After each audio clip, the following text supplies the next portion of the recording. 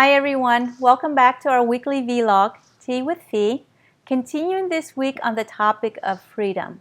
So if you have not made yourself a cup of your favorite tea, go ahead and pause the video, make your tea, and come back and snuggle in your favorite spot, whether it be in your home, at a coffee shop, or somewhere in Mother Nature. This week's content, or what I'm about to share with you, contains mature content.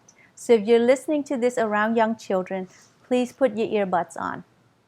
And because this is a dialogue for us to share our learnings, our experiences, and perspectives together to help all of us grow on this journey, I invite you to go ahead and place your comment in the comment box below. Share with us your learnings, your experiences, and your perspectives on how you're able to live with more and more freedom in your life. Or if you have questions regarding on what is shared, please feel free to post your questions as well. Now, last week on the topic of freedom, I shared how the structure of the vlog actually, when you practice it, can give you more freedom in the moments of your life. So once more, I have the timer set for 5 minutes. And when the mindfulness bell and the timer goes off, I will stop, enjoy a deep breath, receive a sip of tea in mindfulness, and then end the video. Last week, I gave you 2 examples of how this practice can help you have freedom when those strong negative emotions or experiences show up. Specifically, what was shared last week was in the situation of strong anger or an anxiety attack. But this week, I want to explore it with situations where you feel great pleasure, because whether you know it or not, when you experience great pleasure, great happiness, great thrill or fun in the moment, those emotions too can propel you to say or do things that you later regret.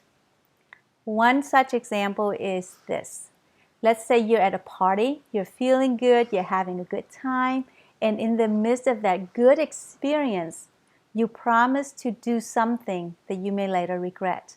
For example, you may agree to sit on the board of a certain committee, or you promise someone that you will do something for them that you later regret.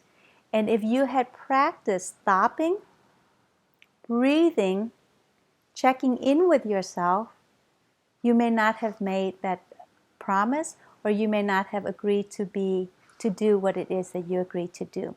So strong positive emotions, when we're not conscious, can also propel us into taking actions that we regret.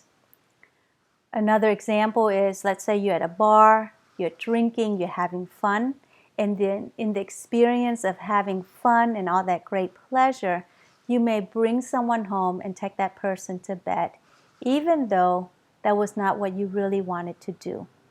And as I share this, I'm not passing judgment, simply giving an example where strong positive emotions can also lead us to do things that we later regret because we're not conscious in the moment, and the strong emotions actually have power over us. So, for example, you may feel a lot of frustration after that one night stand of sitting around waiting for that person to call, and that person doesn't call, and you invest a lot of energy or lose a lot of energy in that frustration. Or maybe you decided that you're not wanting to engage in those kind of one night stands anymore, or those kinds of relationships. And because in the great pleasure, you end up doing the thing that you say that you don't want to do anymore. And it makes you feel less than the person you really want to be. Parents, we know with teenagers, I have 3 children, with teenagers, as they explore their bodies, as they begin to have relationships, those first loves that they may experience, they can also end up doing something that they later regret.